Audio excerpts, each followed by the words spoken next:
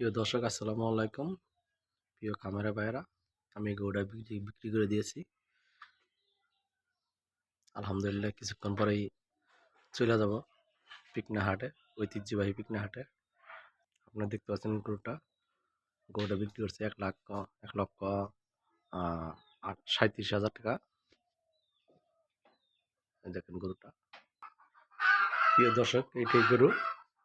কিছুক্ষণ পরে চলে যাব খামার থেকে, গরুটা ঘর থেকে। অলরেডি মনে হয় পাইকার আসতেছে। গরুটা আমি পালছি প্রায় 5 মাস রানিং। আলহামদুলিল্লাহ, আল্লাহ পাক যথেষ্ট পরিমাণ দিয়েছে। এই গরুটা আপনারা দেখতে পাচ্ছেন, এইটাই গরু।